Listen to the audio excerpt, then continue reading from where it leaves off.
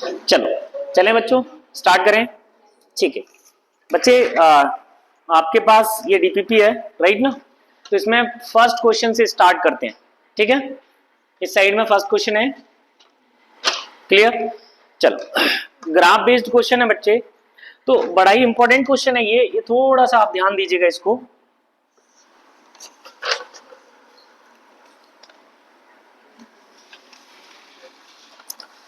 देखिएगा यहाँ पे ये कहां से स्टार्ट है, ऐसे स्टार्ट है, ठीक है। और क्या दिया है इसमें, ये 2 सेकेंड राइट ना, ये 4 सेकेंड, ये 6 सेकेंड और ये वाला 8 सेकेंड।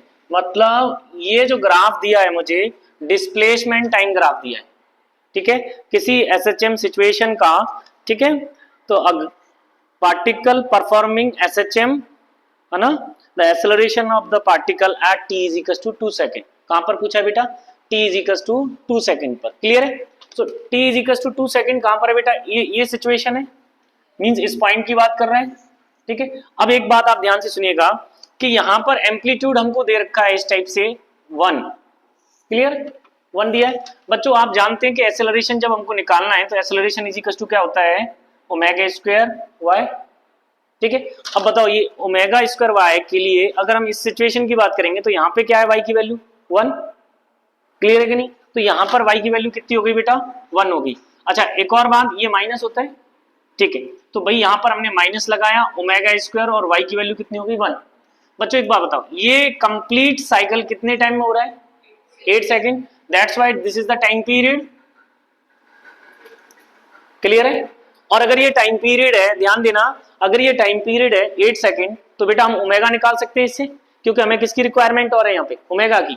तो बच्चों ओमेगा इज इक्वल टू क्या होता है, 2 pi by T, that means 2 pi by 8 equals to pi by 4, ठीक है। बच्चों हम यहाँ पर एक्सेलरेशन हमको चाहिए, तो एक्सेलरेशन इज इक्वल टू आ गया पाई बाय 4 का स्क्वायर, दैट मींस माइनस का पाई स्क्वायर बाय 16, क्लियर है कि नहीं है, नोट करो फटाक से।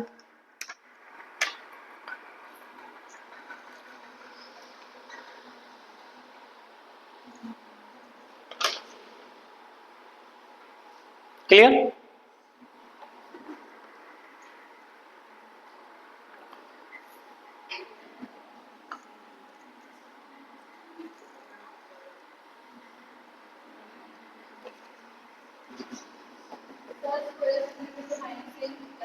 बेटा माइनस कहां पर है, स्क्वायर से आउटसाइड है ना, दैट्स वाई कैसा रहेगा, माइनस का। चलिएगा इसी को हम देखते हुए बेटा इस जो ऑप्शंस हमें दिए ना, उन ऑप्शंस में से हम इसका आंसर निकाल सकते हैं एक तरीके से, 50% ऑप्शंस को निगलेक्ट कर सकते हैं, राइट ना। देखो कैसे करते हैं, एक बार देखते हैं, पहले इसको आप नोट करो।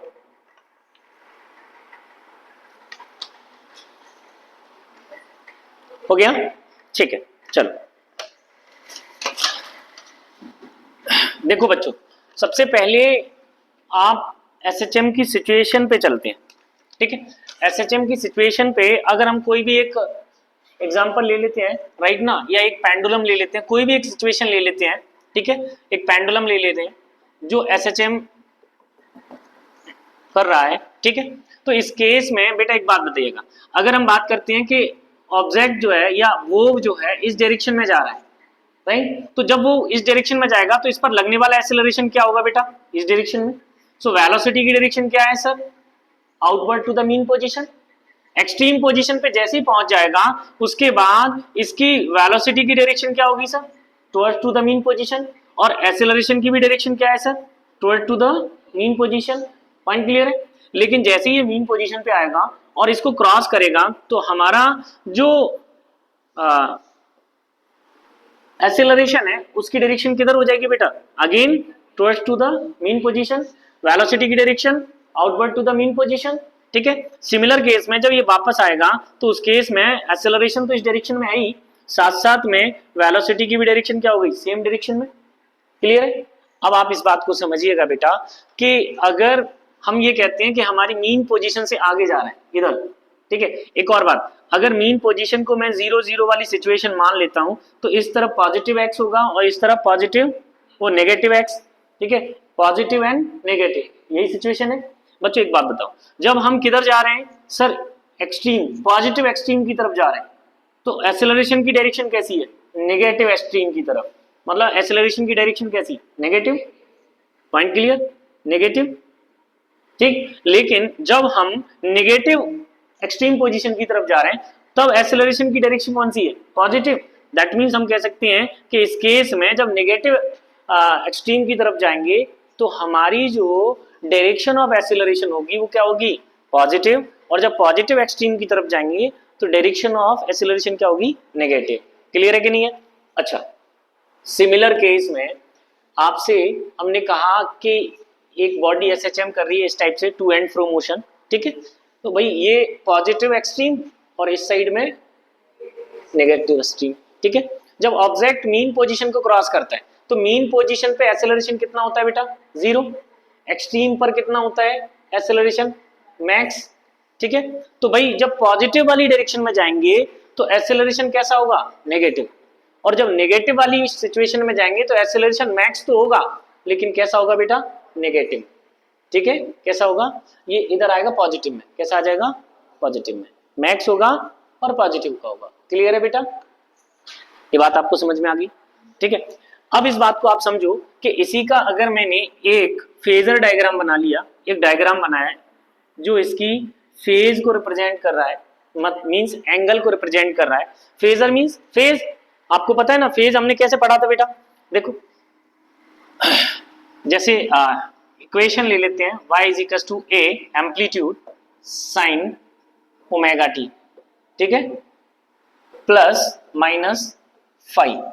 ओके बच्चों, इस बात को आप याद रखिएगा कि इस टर्म को हम क्या बोलते हैं, इस टर्म को बोलते हैं फेज।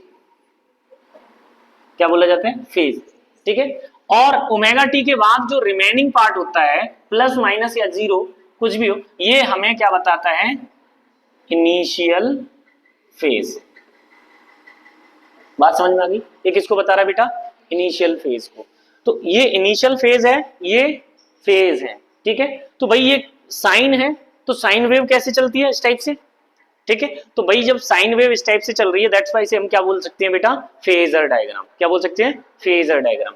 तो भाई हमने जब फेजर डायग्राम बनाया तो बताइएगा इस सिचुएशन में ए मैक्स होगा, प्लस की डायरेक्शन है, और इस सिचुएशन में ए नेगेटिव की डायरेक्शन में होगा, एम्पलीट्यूड को रिप्रेजेंट कर रहा है। तो बताइएगा जब हम पॉजिटिव एक्सट्रीम की तरफ हैं तो यहां से यहां तक एक्सीलरेशन कैसा होगा बेटा, नेगेटिव, और जब हम यहां से यहां तक है, राइट ना, नेगेटिव एक्सट्रीम की तरफ है, तब हमारा जो एक्सीलरेशन आएगा वो कैसा आएगा बेटा, पॉजिटिव आएगा।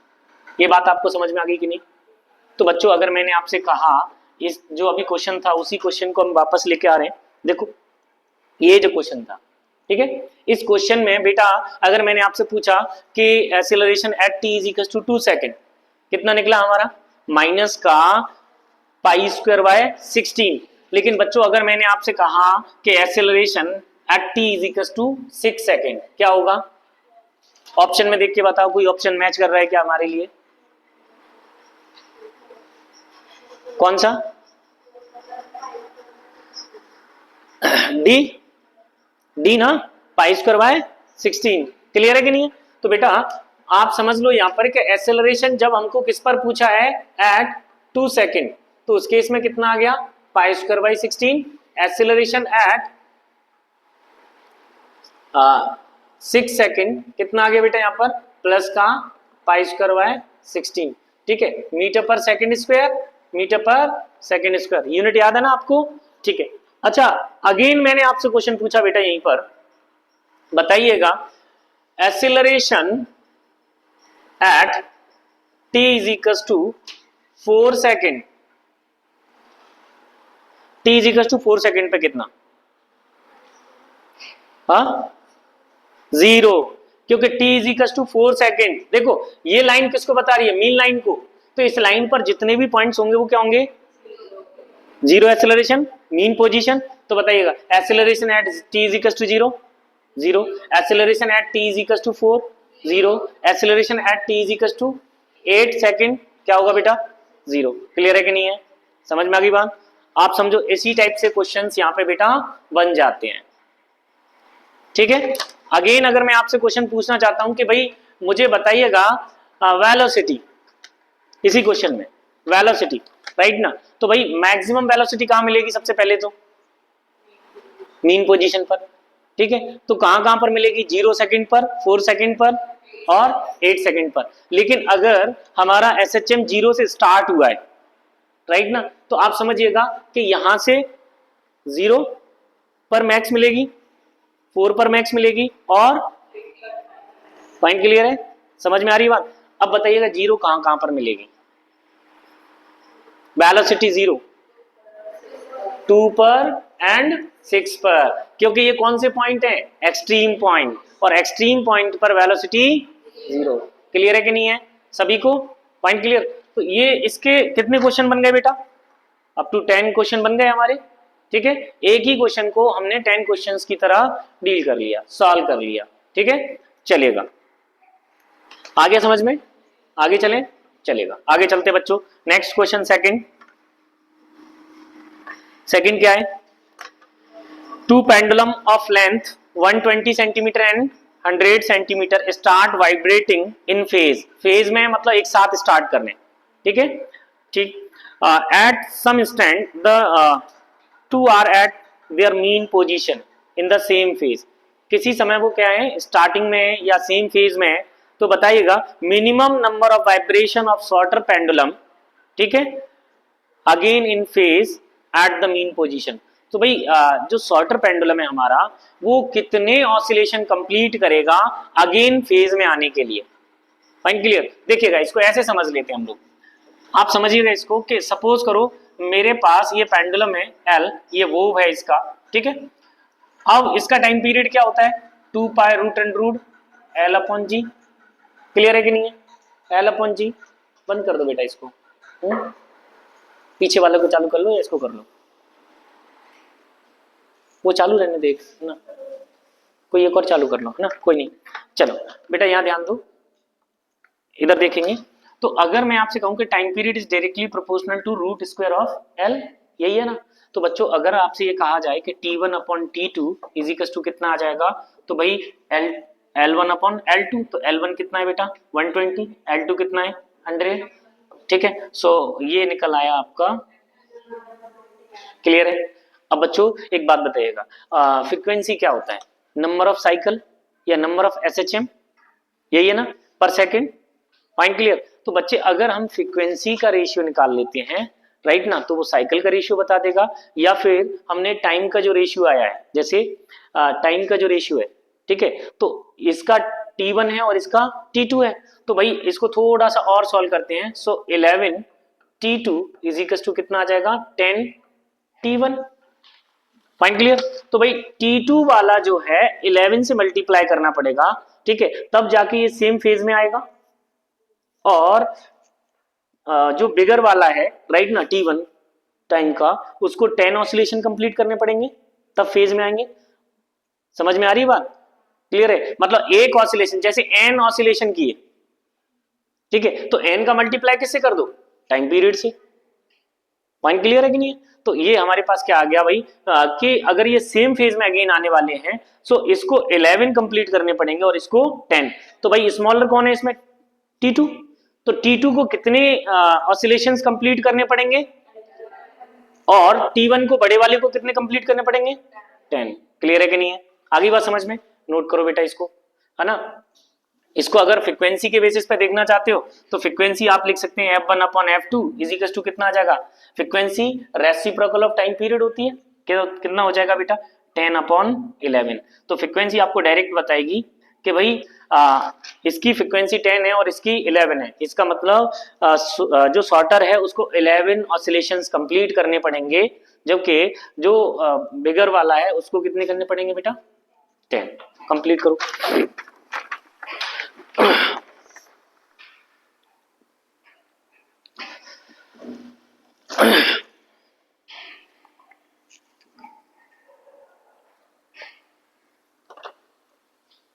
चलेगा, question number third.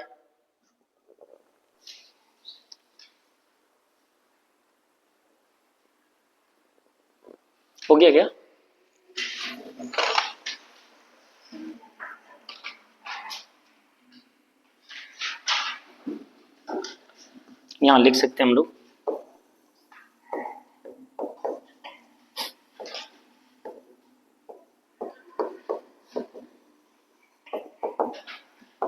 Ten oscillations bye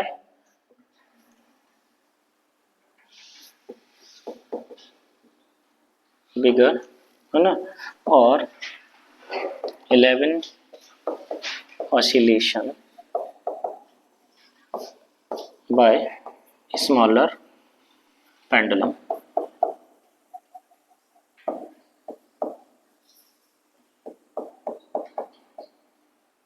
ठीक है बेटा, क्लियर।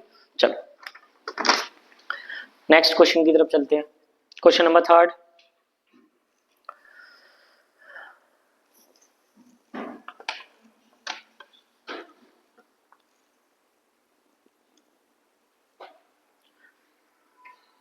फर्स्ट, भाई a body is executing simple harmonic motion with frequency n, the frequency of the potential energy. बच्चों आपको बिल्कुल ग्राफ से हम लोगों ने सीखा हुआ है, राइट ना, कि जो एसएचएम की फ्रीक्वेंसी है उसका डबल फ्रीक्वेंसी किसका होता है, potential energy, kinetic energy, right ना, और इनका जो सब्ट्रैक्शन है, राइट ना, उसकी वैल्यू कितनी होती है बेटा आपकी, ठीक। लेकिन टोटल एनर्जी का फ्रीक्वेंसी क्या होता है भाई, टोटल एनर्जी की फ्रीक्वेंसी 0 होती है। क्यों?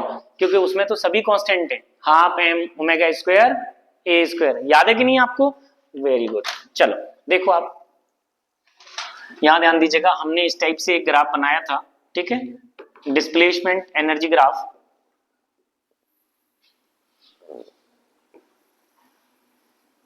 ठीक है, इसको हमने क्या बोला था बेटा, इसको बोला था पोटेंशियल एनर्जी, क्योंकि पोटेंशियल एनर्जी एक्सट्रीम पर मैक्स होती है। और ये वाला ग्राफ कौन सा है, kinetic energy, kinetic energy mean पर मैक्स होती है। सो बच्चे ये हो गया काइनेटिक एनर्जी ग्राफ, ये हो गया पोटेंशियल एनर्जी ग्राफ, और ये हमारी एक्सिस हो गई एनर्जी वाली, राइट ना।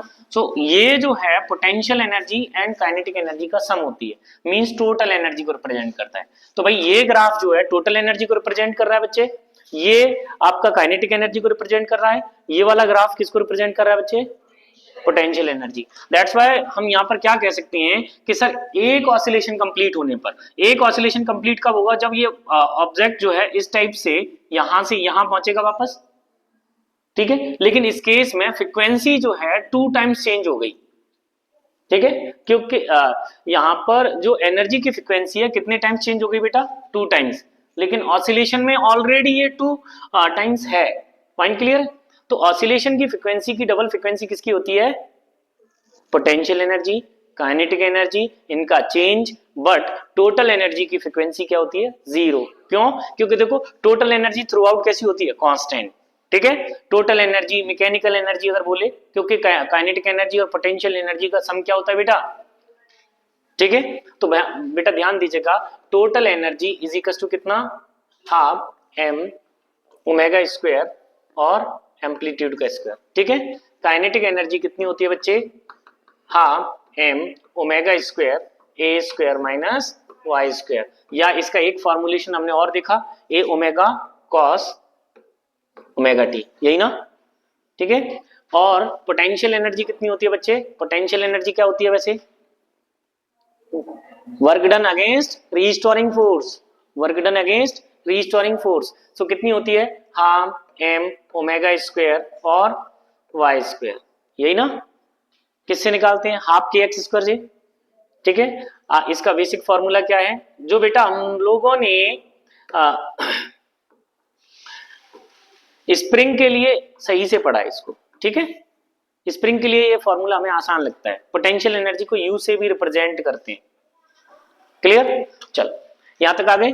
तो बेटा यहां पर हमसे पूछा कि काइनेटिक एनर्जी की फ्रीक्वेंसी कितनी, 2f, पोटेंशियल एनर्जी की फ्रीक्वेंसी कितनी, 2f, लेकिन टोटल एनर्जी की फ्रीक्वेंसी कितनी, 0, ठीक है। क्लियर है? चलो नेक्स्ट चलते हैं। क्वेश्चन नंबर 4 कर लिया नोट। क्वेश्चन नंबर 4 देखिएगा, सबसे पहले इसमें हमसे पूछा क्या है, phase difference between waves.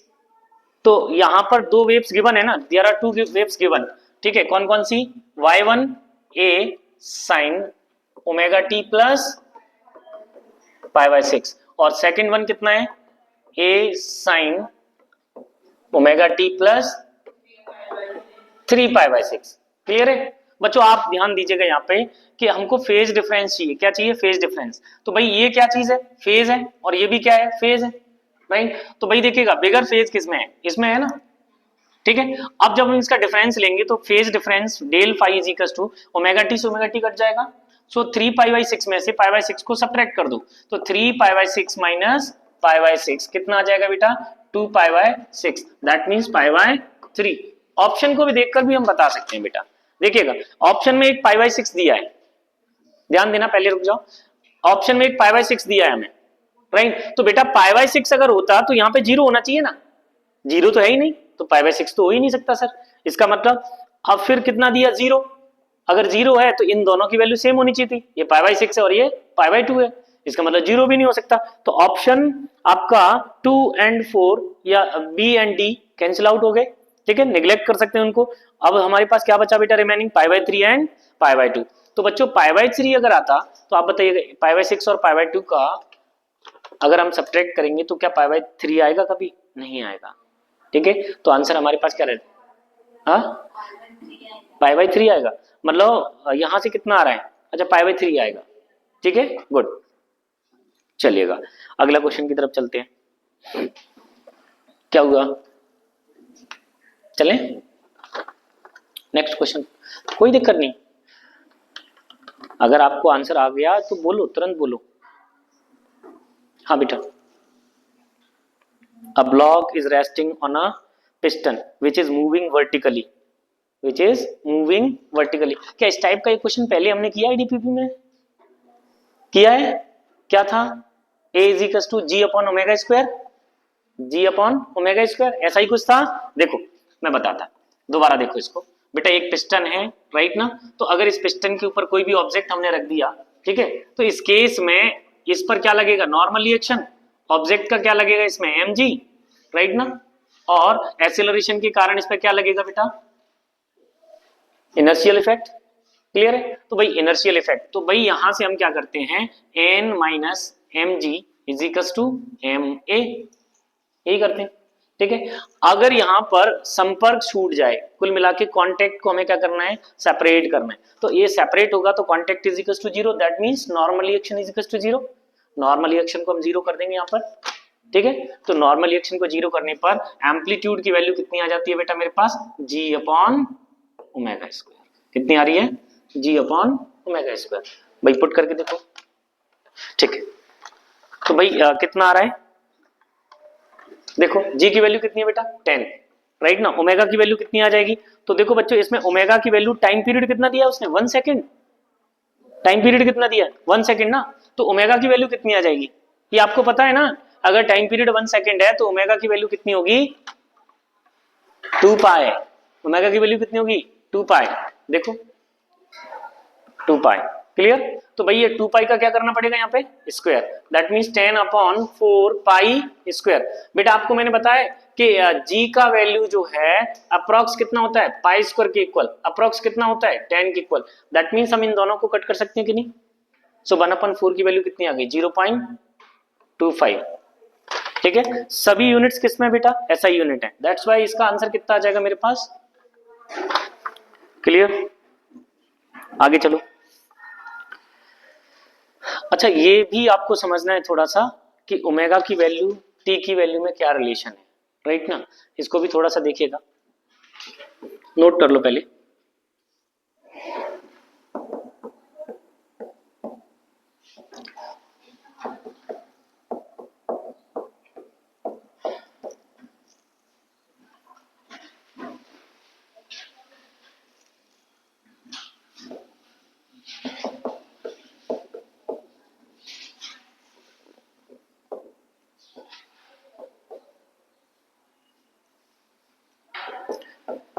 Frequency reciprocal of time period, इसको समझो थोड़ा सा।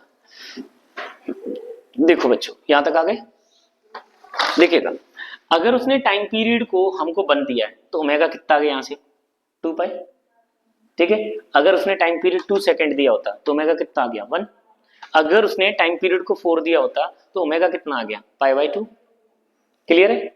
अब आप इस बात को समझिएगा कि अगर उसने ओमेगा की वैल्यू दी है 2π टाइम पीरियड 1, ओमेगा की वैल्यू दी रखी है पाई टाइम पीरियड 2 सेकेंड, ओमेगा की वैल्यू दी है कितना आपको पास 4π, तो टाइम पीरियड कितना 1/2, कितना 1/2। क्लियर है कि नहीं है? अब यहां समझ लो फ्रीक्वेंसी अपोजिट में चलती है टाइम पीरियड के, रेसिप्रोकल है, तो इस बात को आप समझिएगा कि अगर ओमेगा इंक्रीज करेगा तो टाइम पीरियड डिक्रीज करेगा। ठीक है, देखो बहुत सारे क्वेश्चंस हमने देखे हैं बेटा, जैसे कहीं कहीं पे ओमेगा हमको दिया था, ठीक है, तो अगर उसने सपोज करो πt दे दिया sin πt, ठीक है, y is equal to a sin πt, बताओ टाइम पीरियड कितना, ओमेगा का डिवाइड पाई का डिवाइड दे दो 2π में, बस 2 सेकेंड। भाई ये कॉफिशिएंट ऑफ टी क्या होता है, ओमेगा। कॉफिशिएंट ऑफ टी किसको रिप्रेजेंट कर रहा है, ओमेगा को। तो बच्चे आप ध्यान दो कि अगर ये कॉफिशिएंट मुझे मालूम है तो 2π में किसका डिवाइड दे दो, ओमेगा के लिए, राइट। 2π में हमको ओमेगा का डिवाइड देना है, ओमेगा मींस पाई यहाँ पर है, तो टाइम पीरियड कितना आ जाएगा, तो देखो यहां से आप देख लो t इज इक्वल टू कितना आ गया 2π/π, कितना आ गया बेटा 2 सेकेंड। अगर यहाँ पे ये 2 होता तो देखो कितना आ जाता 1 सेकेंड। अगर बेटा यहाँ पे ये 4 होता था 1/2 सेकेंड। फ्रीक्वेंसी बढ़ रही है ना, अगर ओमेगा बड़ा होगा तो टाइम पीरियड कम होगा, छोटा होगा। समझ में आ रही है बात? आप ध्यान रखिएगा, टी के साथ की वैल्यू जितनी बड़ी होगी टाइम पीरियड उतना ही छोटा होगा। क्लियर है? एक बात और ध्यान रखो बेटा, यहां पर एसएचएम में बड़ा ही इंपॉर्टेंट पॉइंट ये समझना है आपको कि अगर यहां पर 2π है तो टाइम पीरियड 1 सेकेंड है टोटल ऑसिलेशन का, ठीक है। लेकिन अगर ये 2π से जाता है तो इसका मतलब 1 सेकेंड से कम टाइम पीरियड है, ठीक है। और अगर ये 2π से छोटा है यहां पर तो इसका मतलब टाइम पीरियड क्या है 1 सेकेंड से जाता है, ठीक है। तो जितना छोटा होगा उतना टाइम पीरियड बढ़ जाएगा। क्लियर है? आगे बात समझ में, यहां से समझना चलेगा। नेक्स्ट क्वेश्चन करते हैं बेटा, सिक्स्थ में क्या है, a particle is executing SHM, the graph of velocity as a function of displacement is, बताइएगा भाई। वेलोसिटी का ग्राफ कैसा पढ़ा था बेटा हमने, एलिप्स, बोलो ना भाई, बोलोगे तभी फायदा होगा, है ना। इस बात को ध्यान रखिएगा, बोलने में कोई टेंशन नहीं, है ना, अपन को इससे कोई लेना देना नहीं है, आप बोलो पहले, ठीक है। चलेगा, बताओ मुझे आपने ग्राफ कैसा बनाया बेटा, ये यही था हमारे पास, इसी का हमने क्या किया था भाई, v² is equal to a² - y²। सो बच्चे v² /a² प्लस क्या आ गया था y² इज इक्वल टू 1। ये किसका ग्राफ है बेटा, एलिप्स का। आपने बनाया था ना इसको, ठीक है। तो बेटा ये इस टाइप से ग्राफ बन गया था, ठीक है। तो ये ग्राफ जो है हमारे पास, मैक्स वेलोसिटी इधर होगी, कितनी होती है ये ओमेगा, ठीक है। तो ये वेलोसिटी और ये क्या है बेटा, डिस्प्लेसमेंट ग्राफ या वेलोसिटी पोजीशन ग्राफ है, ठीक है। सो भाई यहाँ पर आ जाएगा प्लस का, यहाँ पे आ जाएगा माइनस का, यहाँ पर माइनस का। क्लियर हो गया समझ में? क्लियर। चलो next question number 7, c by is equal to a sin omega t minus b cos omega t. तो माइनस प्लस से फर्क नहीं पड़ेगा, हमको क्या करना है, √√a² plus v²। Very good. Question number 8, a particle execute SHM, it's time period is 16 second. Okay, time period कितना है बेटा 16 सेकेंड, है ना। The oscillation it's velocity is 2 meter per second eight t is equal to 2 second. भाई t is equal to 2 second पर velocity कितनी है 2 meter per second. हमसे क्या पूछा है, एम्पलीट्यूड, ठीक है। तो वेलोसिटी वाला फॉर्मूला हमको यूज करना है यहाँ पे, और टाइम दिया है, पोजीशन नहीं दी। तो टाइम दिया है, पोजीशन नहीं दी, ऐसा फॉर्मूला कौन सा है हमारे पास। तो देखिएगा, जब पोजीशन दे रखी हो तो v is equal to omega √√a² minus y², क्योंकि पोजीशन है। लेकिन जब टाइम दिया हो तो उसके इसमें v is equal to a omega cos omega t, याद है, ठीक है। तो इसका मतलब यहाँ पे इनिशियल फेज 0 दिया है। चले, गुड, हो गया नोट। चलो बेटा देखो हम यहाँ पे क्या कर लेंगे, v is equal to a omega cos omega t, यही लगा लेंगे। इनिशियल फेज 0 है क्योंकि मीन पोजीशन से निकल रहा है। तो भाई ये कितना दिया है 2 meter per second, a omega we don't know, but time period कितना दिया है 16, कितना दिया है 16, तो ओमेगा क्या होगा, छोटा होगा कि नहीं होगा, देखो समझ में आ रहा है। तो भाई time period and omega means frequency reciprocal है आपस में, दैट्स वाई ये कितना आ जाएगा बेटा, तो हम कहेंगे 2 पाई बाय 16, यही होगा ओमेगा की वैल्यू। कॉस बेटा ओमेगा की value 2 pi bye 16 into time period कितना दिया था बेटा इसने 2 सेकेंड। क्लियर है बेटा, यहाँ पे वैल्यू पुट कर दो आंसर आ जाता है। तो देखो कितना आ रहा है ये 2 पाई 8 बचा यहाँ पर, ठीक है, और ये 2 is equal to a pi by 8, भाई ये कितना आ रहा है, इसको जब हम कट करेंगे तो 4 आएगा, pi by 4 cos pi by 4 कितना 1 बाई रूट 2, बोलो ना बेटा, ठीक है। चलो 8 रूट 2 मल्टीप्लाई करेंगे 2 से कितना आ जाएगा, ए की वैल्यू आ गई बेटा हमारे पास 16 रूट 2 बाई पाई।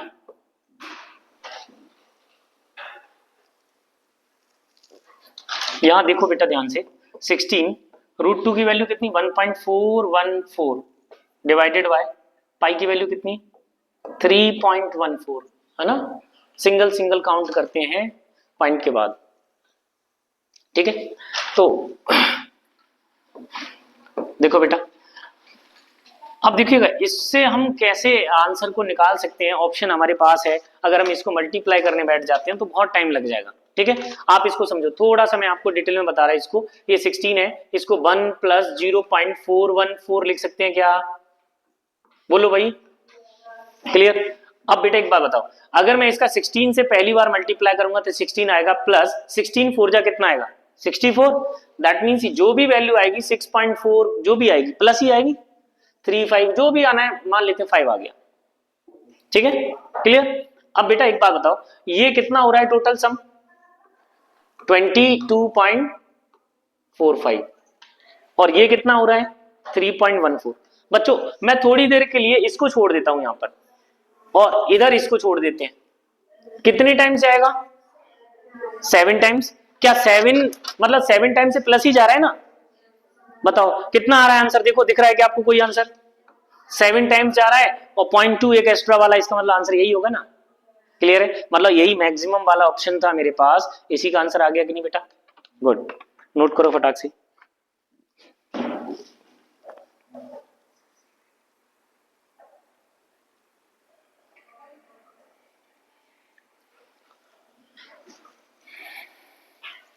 क्या हुआ बेटा, नहीं बोलो ना, अगर पूछना है तो बोला करो, ठीक है, शांति से बैठे रहने से कोई फायदा नहीं है ना, आपसे अगर कोई भी डाउट रह जाता है तो उसको तुरंत पूछा करो, ठीक है। चल अगला क्वेश्चन जल्दी से फास्ट, बेटा क्या बोला इसने, बोला है if a particle executing SHM with angular velocity 3.5 radian per second, the maximum acceleration 7.5 metre per second square, the amplitude of the oscillation will be, ऐसा ही कुछ है ना।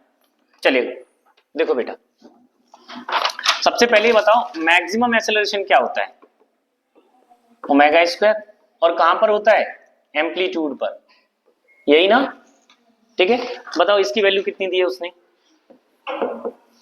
7.5 और ओमेगा दिया है direct angular velocity radian per second में कितना दिया है 3.5, स्क्वायर है तो इसको स्क्वायर को ऐसे लिख सकते हैं क्या बेटा एम्पलीट्यूड। अब देखो जरा क्या पूछा है उसने, केवल एम्पलीट्यूड को पूछा है सर, ठीक है, और अगर एम्पलीट्यूड को पूछा है तो बेटा देखिएगा हमें यहाँ पे सॉल्व करना है बस इसको, ठीक है। तो देखो इजी वे में सॉल्व करते हैं, इस पॉइंट को इस वाले पॉइंट से हटा सकते हैं, इस पॉइंट को हम 10 नीचे बना सकते हैं क्या, बिल्कुल। अब बताइएगा अगर हमने इसको 5 से कट किया, ठीक है, तो 5 7 जा 15 5 जा, ठीक है, फिर 5 से अगेन कट करते हैं 15 3 जा और इसको 15 7 जा, कर सकते हैं, क्लियर। बताइएगा ये 10 का मल्टीप्लाई 3 से करेंगे कितना आएगा 30 और 7 7 जा 49 इज इक्वल टू क्या आ जाएगा एम्पलीट्यूड, मींस मेरे पास जो कैलकुलेशन है वो क्या आ गई 30/49 49। क्लियर? जरा डिवाइड देके बताओ बेटा क्या आएगा। फास्ट बताइएगा, कौन फास्ट करेगा? सिंपल डिवाइड है। ऑप्शन को देखेंगे तो ऑप्शन को देखने से पहले आप क्या कर लो, इसमें एक पॉइंट लगा लो, ठीक है, ताकि ये क्या बन जाए 300। क्या बन जाए बेटा? 300। ठीक है। अब एक बात बताइएगा बेटा, ये कितना है 49। अगर ये 50 होता तब 0 से 0 और 5 6 जा 30, दैट मीन्स यहाँ पे कितना आ गया 6, है ना 6। अब हम ऑप्शन देखेंगे तो बेटा हमें मालूम चलेगा कि दो ऑप्शन ऐसे हैं जिसमें पॉइंट के बाद 6 है, एक में 9 है और एक में 1 है। आप एक बात बताइएगा, अगर मैं इसको डिवाइड करता हूं तो उस केस में 50 6 जा 300, तो 49 6 जा कितना होगा 1 2 9 4 मीन्स 6 बचा ना हमारे पास, कितना बचा 6। अगर 6 रिमेनिंग बचा तो 6 का 60 बनेगा और 49 से डिवाइड करेंगे कितने टाइम जाएगा, only single 1 times. It means answer मेरा कौन सा हो गया डी। क्लियर है कि नहीं है? चलो नेक्स्ट 10th नंबर।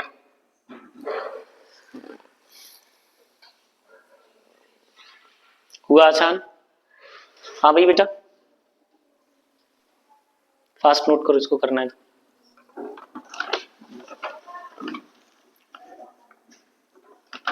खुशी आगे बेटा, सृष्टि क्लियर? चलो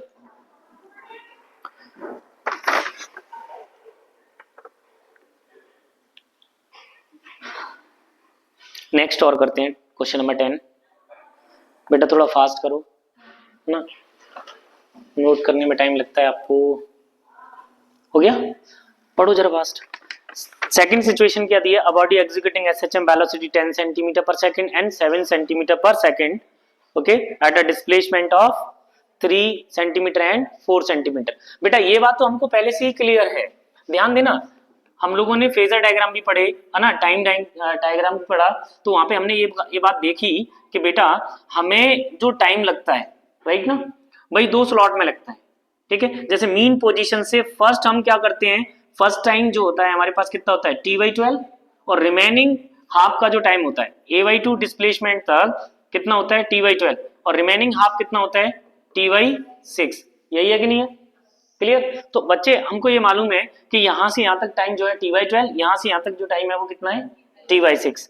ठीक है, तो और दूसरी बात हम एक चीज और देखेंगे कि टाइम के अलावा अगर हम वेलोसिटी की बात करेंगे तो यहाँ वेलोसिटी मैक्स, यहां पर कम, और आगे जाते जाते वेलोसिटी फाइनल में कितनी हो जाती है एट एक्सट्रीम 0 हो जाती है। दैट मीन्स वेलोसिटी जितना ज्यादा हम डिस्प्लेसमेंट पे होंगे उतना ही कम होता जाएगा। क्लियर? चलिएगा बताइएगा, यहाँ पे पोजीशन वेलोसिटी हमको गिवन है कि नहीं है? पोजीशन एंड वेलोसिटी गिवन है ना बेटा? बताइएगा पहली वाली वेलोसिटी कितनी है 10 सेंटीमीटर पर सेकंड। ठीक है, ये क्या है एंगुलर वेलोसिटी, ये एम्पलीट्यूड, और ये वैल्यू कितनी दी है बेटा इसने 3 का कितना हो जाएगा बच्चे 9, 3 का कितना हो गया स्क्वायर में 9। सेकंड वाला कितना दिया है 7। ठीक है, root and root a square minus कितना हो जाएगा बेटा 16। चलो बच्चों इसको कैसे सॉल्व करेंगे, ध्यान दीजिएगा, यहाँ पर 2 इक्वेशंस हैं, 2 अननोन है, एलिमिनेशन मेथड से यूज कर सकते हैं हम लोग। चलेगा एलिमिनेशन मेथड यूज करो, इससे बेटर है कि आप इनका क्या कर दो बेटा डिवाइड कर दो। क्या कर दो? डिवाइड। सो डिवाइड करने पर ओमेगा से ओमेगा हट जाएगा, बोथ साइड स्क्वायरिंग करेंगे तो बोथ साइड स्क्वायरिंग में कितना आ जाएगा, क्लियर है? सो a square minus 9 upon a square minus 16। बच्चों थोड़ा सा इधर देखें जरा कैलकुलेशन को प्रॉपर देखो, ये a स्क्वायर का मल्टीप्लाई किससे हो रहा है 100 से, और इधर किससे हो रहा है 49 से। तो भाई 100 और a इधर जब आएगा राइट ना लेफ्ट साइड में, तो 49 सब्ट्रैक्ट होगा। दैट मींस मेरे पास कितना आ जाएगा 100 माइनस 49, और बाहर क्या रहेगा कॉमन a स्क्वायर। ठीक है, अब सिमिलर हम इसका मल्टीप्लाई इधर किया ना, तो ये वाला पार्ट उधर जाएगा कि नहीं? ठीक है, तो बताइएगा 16 इंटू 100, 1600 माइनस ये कितना होगा माइनस का 49 इंटू 9। थोड़ी सी कैलकुलेशन प्रॉपर ध्यान में देना इधर बेटा, कि अगर हमको यहाँ पर 49 का 9 से मल्टीप्लाई करना है तो हम क्या करेंगे कि 49 का 10 से मल्टीप्लाई करेंगे, कितना आएगा 490, और 490 में से एक 49 को सब्ट्रैक्ट कर लो, तो 490 में से एक 49 को सब्ट्रैक्ट करेंगे मींस 50 भी सब्ट्रैक्ट करोगे तो कितना आएगा 440 और 49 करेंगे तो 441। क्लियर है कि नहीं है?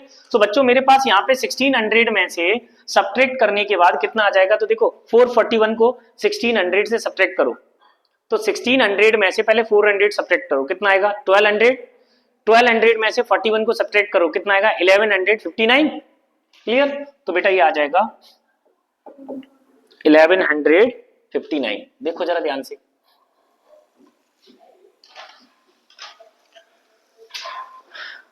आई बात समझ में? बेटा ये कितना है 51 ए स्क्वायर, ये कितना आ गया 1159। दैट मीन्स ए स्क्वायर या रूट की वैल्यू जब निकालेंगे राइट ना, एम्पलीट्यूड आ जाएगा सर यहाँ पर 1159 डिवाइडेड बाय 51।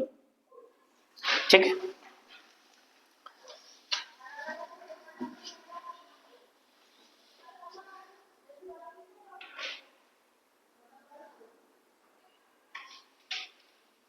चलो बच्चों इधर देखो जरा एक और, इसको अगर 50 मान लिया जाए और इसको भी ऊपर 50 मान लिया जाए, ठीक है, तो 0 से 0 चले जाएंगे और इसको जब इससे डिवाइड देंगे तो कितना आएगा भैया, कितना आएगा लगभग 2 and 7 27।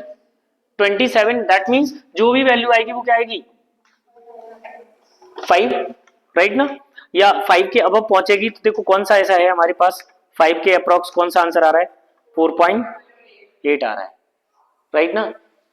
क्लियर है कि नहीं है? एक बार प्रॉपर डिवाइड देके देख लो क्या हो रहा है। देखो इसको 11 5 अपॉन 5 ऐसा कर सकते हैं, ठीक है 23 आ रहा है क्या, ठीक है, तो दैट मीन्स 16 का जो भी वैल्यू आएगा अब आएगा 25 के क्लोज आएगा, ठीक है 25 के जो भी क्लोज आएगा वो कैसा रहेगा बेटा यहाँ पे 4 and 5 के बीच का रहेगा कोई ना कोई पॉइंट, ठीक है 25 के क्लोज कौन सा है 4.8 है। क्लियर है? नेक्स्ट चलो बेटा 30 नंबर।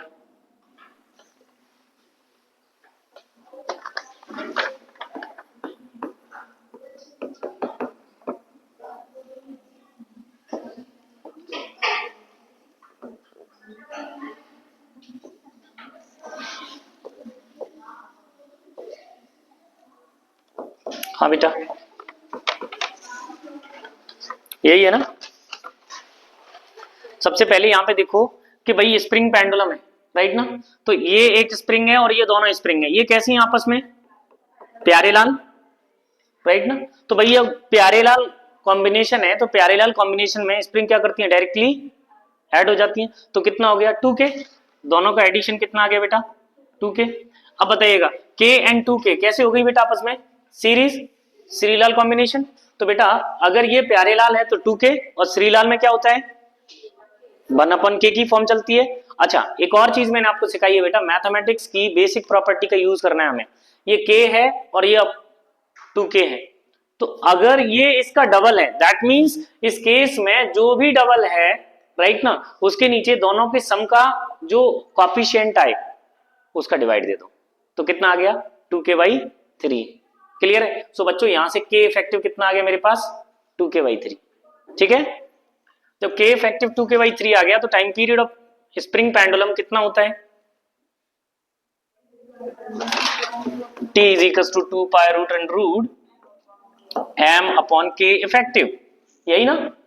तो बच्चों k इफेक्टिव की वैल्यू पुट कर दो, बताओ कौन सा ऑप्शन सही है ऑप्शन सी, वेरी गुड है ना। अगर बेटा यहीं पे आपसे फ्रीक्वेंसी पूछ लेता तब frequency of the system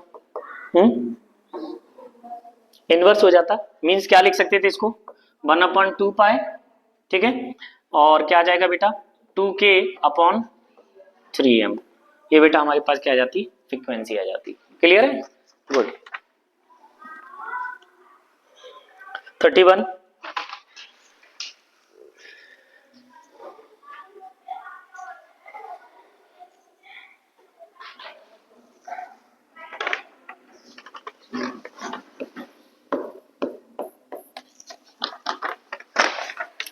If the maximum velocity and acceleration of a particle executing SHM are equal in magnitude, the time period will be, बताओ बेटा मैग्नीट्यूड है ना, तो भाई वी मैक्स किसके इक्वल है, वी मैक्स का मैग्नीट्यूड ए max के इक्वल है कि नहीं है। वी मैक्स की वैल्यू कितनी थी, ए ओमेगा, और ए मैक्स की वैल्यू कितनी थी, ए ओमेगा स्क्वायर। क्लियर है बच्चों, आप देखेंगे ओमेगा से ओमेगा यहाँ पे कट जाएगा, कैंसिल आउट हो जाएगा, और ए से ए कैंसिल आउट हो जाएगा। दैट मीन्स ओमेगा की वैल्यू कितनी, 1। बेटा ओमेगा की वैल्यू जब 1 होती है तो टाइम पीरियड कितना होता है, 2 पाई। कितना होता है, 2 पाई। और बेटा पाई का एमएस टेबल हमने पढ़ा है, ठीक है, तो एमएस टेबल में 2 का मल्टीप्लाई पाई से कर दो, 6.28 सेकेंड। आ गया कि नहीं, वेरी गुड। तो बच्चों देखो यहां से आपको ये मालूम चल गया कि सर यहां से t इज इक्वल टू कितना निकला, 2 पाई। ठीक है, that means 2 into 3.14 6.28 second. Clear है कि नहीं है, चलो गुड। चलेगा बेटा, क्वेश्चन नंबर 32।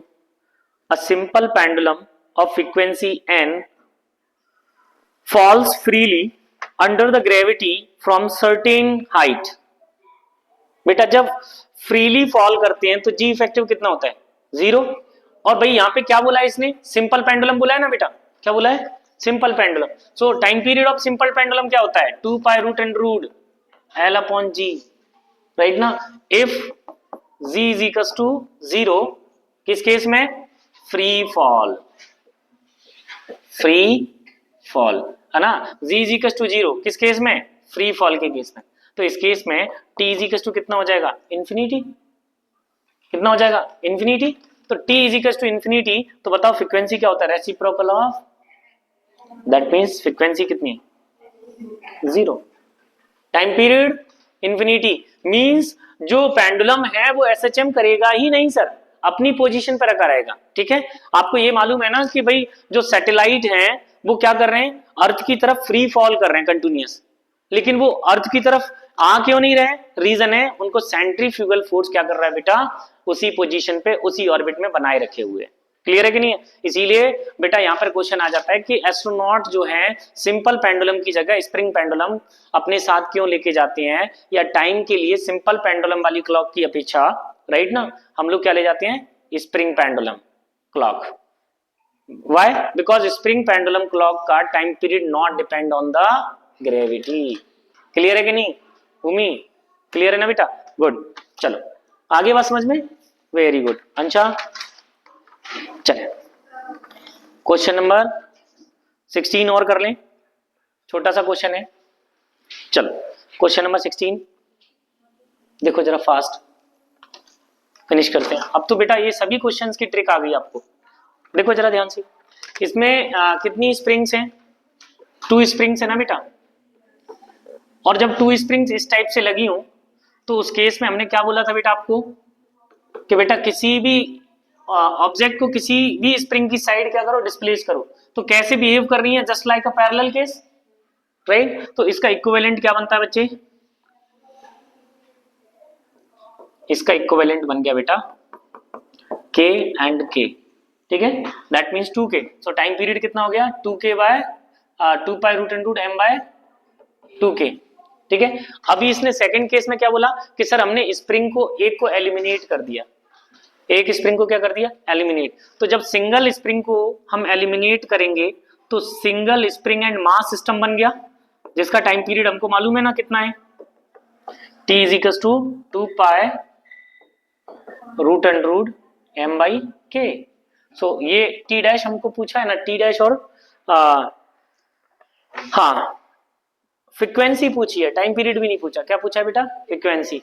तो भाई फ्रीक्वेंसी पूछी है तो भाई इतना निकालने की आवश्यकता ही नहीं है हमको, फिर तो हम यहाँ से ओमेगा निकाल सकते हैं। ओमेगा कितना है, 2k बाई m, और इसका ओमेगा कितना आएगा बेटा, k बाई m, ठीक है। So omega dash upon omega. बच्चों एक बात ध्यान रखिएगा, एंगुलर फ्रीक्वेंसी या फ्रीक्वेंसी दोनों का आंसर सेम होगा, दोनों का आंसर यहाँ पे क्या होगा बच्चे, सेम होगा, ठीक है, क्योंकि 2 पाई से 2 पाई कट जाएगा यहाँ पे, ठीक है, कैंसिल आउट हो जाएगा। दैट मीन्स यहाँ पे कितना आ गया, यहाँ पर आ गया सर हमारे पास टाइम पीरियड, ठीक है, t अपॉन √2। क्लियर, क्लियर है कि नहीं है बेटा, टाइम पीरियड का रेशियो कर लो, है ना, फिर उसको अगेन रेसिप्रोकल करके फ्रीक्वेंसी का रेशियो बता दो। तो न्यू टाइम पीरियड ही पूछा है क्या, नहीं फ्रीक्वेंसी पूछिए ना, हाँ तो फ्रीक्वेंसी पूछा है तो फ्रीक्वेंसी, सो भाई यहाँ से क्या बचेगा, यहाँ हमारे पास बच रहा है सर √2। क्लियर बच्चे, यहाँ पे क्या आ जाएगा फिर, f dash is equal to f upon √2।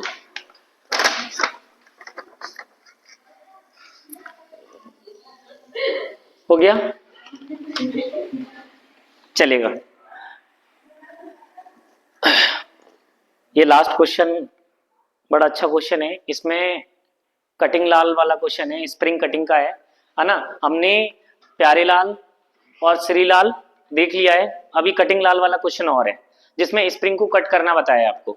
ठीक है, ये बहुत अच्छा क्वेश्चन है। ठीक है, चलो ठीक है, देखो ये नेक्स्ट नोट कर लिया ना सभी ने, कोई दिक्कत नहीं, चलेगा बेटा। देखो बेटा ध्यान से, यहाँ पे प्यारे लाल एंड कटिंग लाल का श्री लाल का क्वेश्चन हो गया है। कटिंग लाल वाला देख रहे हैं अपन लोग, मींस कटिंग ऑफ स्प्रिंग्स। तो सबसे पहले एक बात बताओ, कटिंग ऑफ स्प्रिंग का फंडा क्या है, k inversely proportional to length of the spring.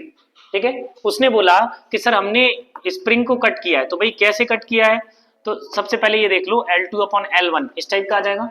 उसने बोला L1 अपॉन L2 का जो रेशियो है वो कितना है, 1:3 है।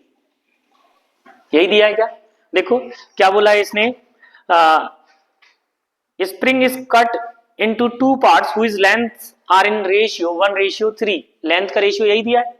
तो भाई हम यहाँ पे क्या निकाल सकते हैं कि उनका कट करने के बाद, स्प्रिंग को कट करने के बाद जो हमारे पास कॉफिशिएंट का रेशियो कितना आएगा, 3/1 आएगा। क्लियर है, ठीक। सो फर्स्ट ऑफ ऑल ये हमने कटिंग का सीक्वेंस देख लिया। ठीक है, अब बेटा एक बात बताइएगा, यहाँ पे इंपॉर्टेंट पॉइंट ये है कि सर K1 की स्ट्रेंथ जो है, जो छोटा वाला है उसकी स्ट्रेंथ 3 टाइम्स होगी किसके, सेकंड वाले की। ठीक है, मतलब सेकंड वाला क्या है, लॉन्ग स्प्रिंग है। ठीक है, लॉन्ग स्प्रिंग, और जो स्मॉल स्प्रिंग वाला है वो यही है बेटा। क्लियर है कि नहीं है, तो बच्चों इस बात को आप ध्यान रखिएगा कि यहां से हमको क्या करना है कि उसने टाइम पीरियड दिया है, time period of A spring कितना दिया था पहले जब स्प्रिंग को कट नहीं किया था, time period before cut the spring T, यही दिया है। ठीक है, अब उसने बोला कि अगर हमने फर्स्ट सिचुएशन में ऑब्जेक्ट जो m मास है उसको हैंग कर रखा है इनिशियल स्प्रिंग से, बाद में स्प्रिंग को कट किया और स्प्रिंग का जो लार्जर पार्ट है, लॉन्गर पार्ट है, उसके साथ में इस मास को अगेन अटैच कर दिया बेटा। ठीक है, इस मास को क्या कर दिया, अगेन अटैच कर दिया। तो भाई इसका जो K इफेक्टिव है वो कितना है, K2। पॉइंट क्लियर है कि नहीं। अब बच्चों एक बात ध्यान दीजिएगा, अगर हम इसके 4 पार्ट्स कर लें, देखो हमने कितने पार्ट्स किए, 1 + 3 4 पार्ट्स, तो अगर मैं इसके 4 पार्ट्स कर लूं, ठीक है, या इसको मैं 4 पार्ट्स के इक्वल मानूं, ठीक है, तो भाई इसका स्प्रिंग कांस्टेंट कितना होगा, तो बेटा इसका स्प्रिंग कांस्टेंट होगा 3K/4 इनिशियल के रेस्पेक्ट में, राइट ना। क्लियर है कि नहीं है, बस यही चीज हमें यहाँ पे देखनी है। अगर ये नहीं आया समझ में तो बेटा ऐसा कर लो, देखो हमने K1 K2 में रिलेशन निकाल लिया, K1 K2 में रिलेशन निकाल लिया, तो बताइएगा बच्चों जब K की बात करेंगे तो 1/K, जब दोनों को जोड़ेंगे तो सीरीज में जोड़े थे ना, कैसे ऐड हो रखे थे, सीरीज में, तो जब सीरीज में ऐड है तो 1/K1 + 1/K2 होगा कि नहीं होगा, बताइएगा। अगर मैं यहाँ से K को निकालना चाहता हूं तो K क्या होगा, K1 K2 upon K1 + K2। तो बच्चों हमको K2 की रिक्वायरमेंट है, किसकी रिक्वायरमेंट है, K2 की। तो भाई K1 की वैल्यू कितनी रख सकते हैं, यहाँ से K1 की वैल्यू यहाँ से रख सकते हैं 3K2। देखो इधर से क्या रख सकते हैं, K1 = 3K2। तो बच्चों जब हम यहाँ पे 3K2 रखेंगे तो देखो 3K2 इंटू K2 अपॉन कितना आ जाएगा बेटा, 4K2। दैट्स वाई हम यहाँ पे कह सकते हैं 3K2/4, कितना आ गया, 3K2/4, और उस डायरेक्शन में क्या है K, दैट मीन्स हम यहाँ पे कहेंगे कि K2 = आ गया मेरे पास 4K/3, कितना आ गया, 4K/3। ओके ठीक है, तो भाई K2 हमने निकाल लिया 4K/3। ठीक है, दैट्स वाई टाइम पीरियड कितना हो जाएगा, T = 2 pi root under root कितना, m का 3m अपॉन 4k, यही आएगा। और हमको क्या पूछा है इसमें बेटा, the new time period will be in the form of previous time, initial time. ठीक है, तो भाई इन दोनों का रेशियो कर देते हैं। क्या आ जाएगा ratio, t dash upon t is equal to, भाई √3 के 3/4 ही बचेगा, बाकी सब कट जाएगा। तो √3/4 की वैल्यू कितनी आ गई, 3/2। That means t is equal to t dash is equal to √3/2 t. Clear है बेटा सभी को, कोई दिक्कत नहीं बेटा, गुड। चलिएगा, इससे रिलेटेड 66, 67, 68 एंड 69 है, एज इट इज है। 2 मिनट के क्वेश्चन है, ज्यादा नहीं है उसमें, इसको देख लेते हैं। ठीक है,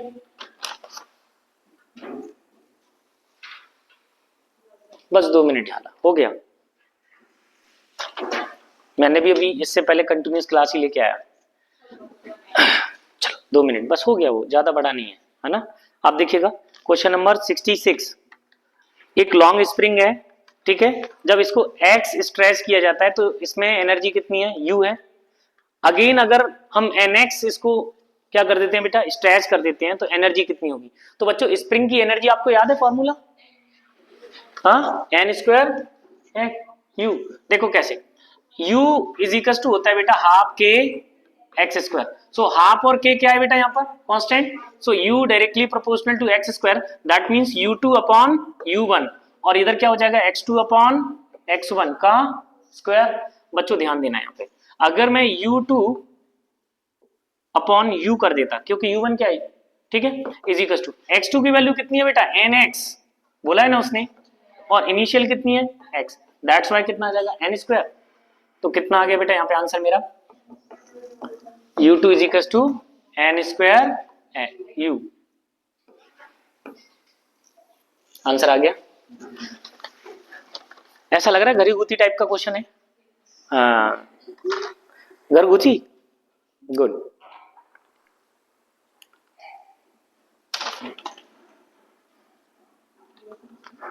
क्वेश्चन नंबर 67, पहले 10 सेंटीमीटर स्ट्रेच कर रहे हैं, फिर अगेन 10 और कर रहे हैं, राइट ना। तो 20 हो जाएगा सेकंड x2 की वैल्यू। देखो 67 में फर्स्ट ऑफ ऑल कितना कर रहे हैं 10, अगेन कितना कर रहे हैं 10x। तो बच्चों देखो यही फॉर्मुलेशन लगेगा कि नहीं, राइट। इसी फॉर्मुलेशन में अगर बच्चों देखो ध्यान से, पहले हम कितना स्ट्रेच किए थे 10 सेंटीमीटर, फिर कितना किए 10 अगेन, तो इसका मतलब ये कितना हो गया 20 सेंटीमीटर। सेंटीमीटर सेंटीमीटर को कैंसिल आउट कर देगा, 0 से 0 के लिए, दैट मींस कितना आ गया 4, राइट ना। और u की वैल्यू क्या दी है उसने, e।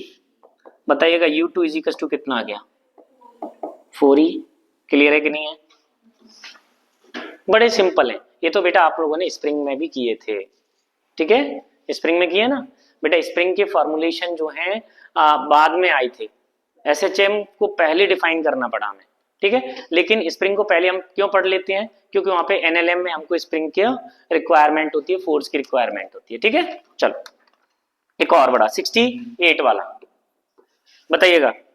68 वाला u इज इक्वल टू कितना है यहाँ पर, हाफ के x²। एज वी नो कि भाई वेरिएबल फोर्स कैसा है बेटा यहाँ पर, माइनस का kx, राइट। और वेरिएबल फोर्स ही एसएचएम क्रिएट कर सकता है, हमने बताया था ना, एसएचएम क्रिएट करने के लिए क्या होना चाहिए, वेरिएबल फोर्स। क्या कांस्टेंट फोर्स कभी भी एसएचएम क्रिएट कर सकता है, या फिर हम क्या कह सकते हैं, औकात नहीं है किसकी, कांस्टेंट फोर्स की औकात ही नहीं कि एसएचएम क्रिएट कर सके। वेरी गुड, ना ही टाइम पीरियड को अफेक्ट कर सकता है। ठीक है, किसका, स्प्रिंग पेंडुलम। क्लियर, चल बेटा यहां ध्यान दे लो। तो इस केस में हमको एफ का पता है, तो बेटा देखिए ध्यान से, अगर मुझे के और एक्स को मैंने सेपरेट कर लिया और मुझे यहाँ पे माइनस की रिक्वायरमेंट है, देखना यहाँ पे माइनस की रिक्वायरमेंट है, तो माइनस का मैंने मल्टीप्लाई बाहर एंड अंदर दोनों साइड कर दिया, तो भाई प्लस हो जाएगा ना। और ये क्या बचा x। बच्चों हम ऐसा क्यों कर रहे हैं, क्योंकि देखो ऑप्शन को ध्यान दो, u, f और x पूछा है उसने, राइट ना, u, f and x।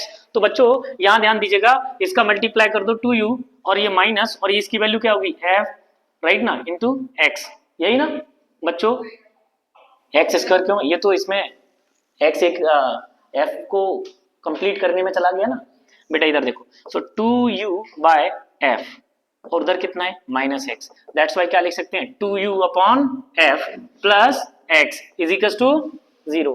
Clear है, चलें फिर, चलिएगा, ठीक है बच्चों, बंद कर दिया जाए फिर चीजों को, ठीक है।